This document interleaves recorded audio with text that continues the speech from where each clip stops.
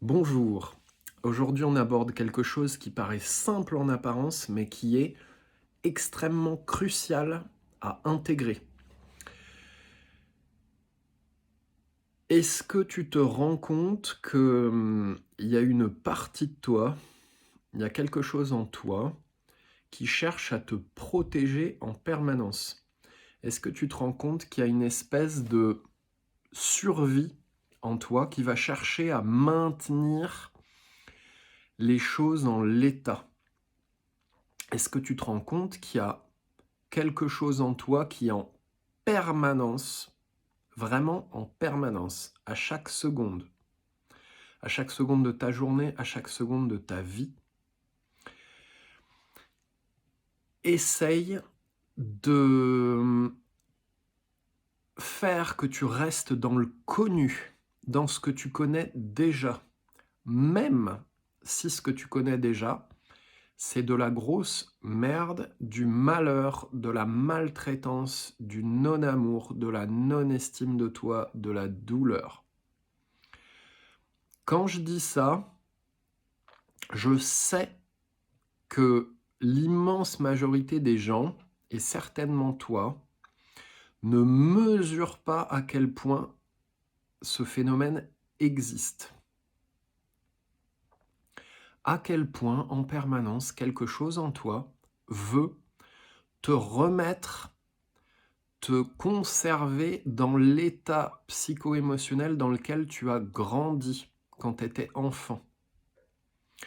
Si enfant, tu te sentais super mal, on t'humiliait ou on te harcelait ou tes parents te maltraitaient ou des choses comme ça, ce mécanisme de survie qui est à l'intérieur de toi, cette énergie qui est colossale, parce que c'est lié à la survie, elle va chercher en permanence, et je dis bien en permanence, à te mettre dans cet état-là.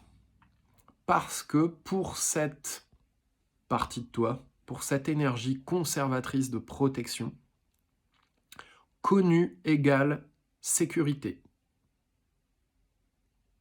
Et du coup, t'es pas mort de ton enfance de merde, c'est bien la preuve que c'est sécuritaire.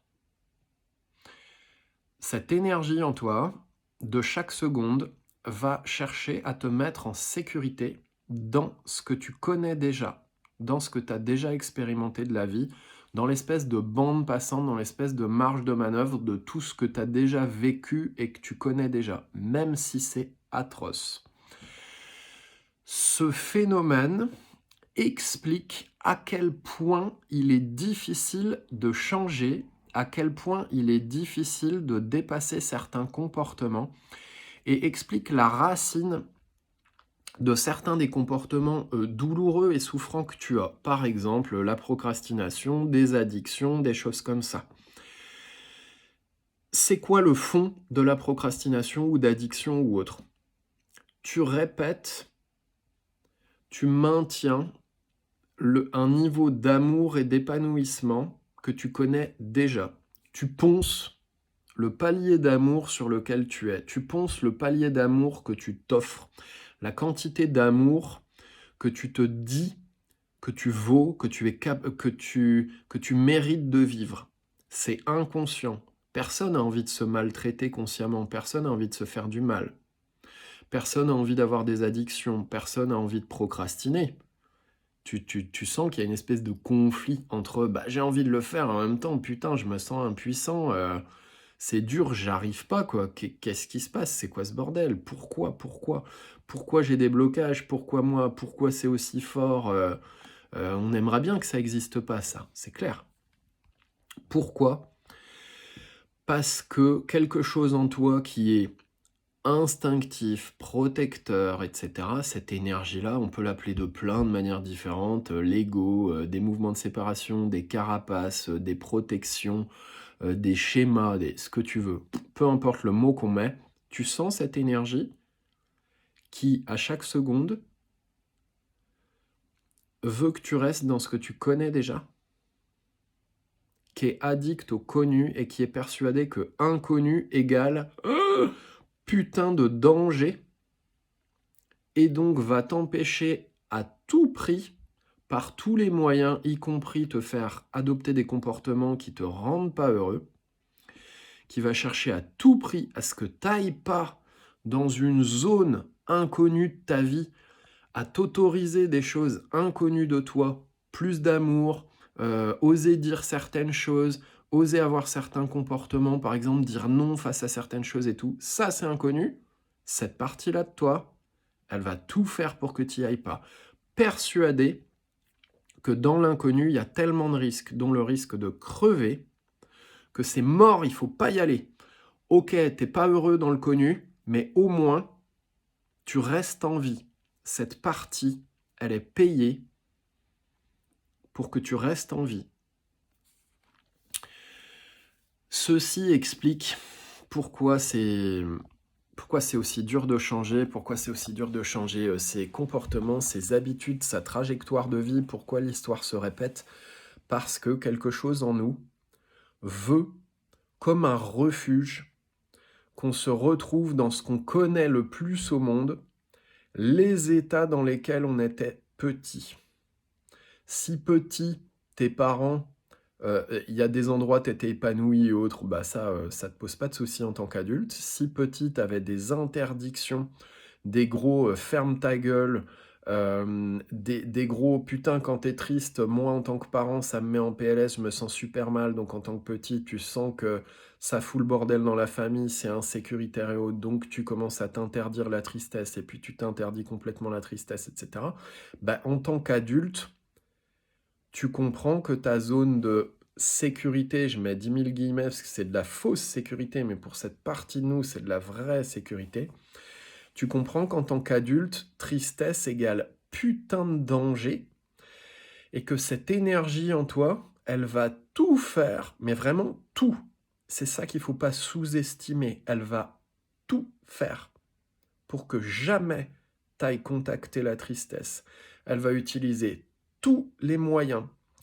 La peur, la panique, t'amener des faux sujets, l'amnésie, les projections, projeter les sujets sur les autres pour pas voir que tu es en train de parler de toi, des stratégies de fuite et d'évitement inconscientes. Donc t'évites la tristesse, mais en plus tu t'en rends même pas compte que t'évites la tristesse. Quoi de mieux comme stratégie d'évitement que de rendre ça inconscient? Voilà ce qu'il y a en toi, voilà ce qu'il y a chez chacun de nous, voilà ce qui explique que, par exemple, des fils de riches n'aient aucun mal à créer de la richesse financière, parce que ton inconscient, il n'a pas peur de ça. Tu connais, tu as vécu dedans, tu baignes dedans depuis que tu es petit. C'est pas dangereux, ça. C'est connu, donc c'est pas dangereux. Donc il n'y a aucun mal à répéter, comme la reproduction sociale, la reproduction des comportements de tes parents, il n'y a aucun mal à ça.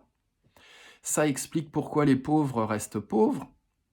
Ça explique pourquoi les enfants battus et maltraités ont du mal, beaucoup de mal, à pas rentrer dans des couples violents ou des choses comme ça. Ça explique beaucoup, beaucoup de choses. Voici ce que je voulais te transmettre aujourd'hui, que je trouve absolument crucial et dont je sais plus de 1000 personnes différentes accompagnées, et je parle bien de accompagner et pas fait des conférences devant les gens et autres, mais bien plus de 1000 personnes que j'ai eues en one-to-one en coaching depuis plus de 10 ans maintenant.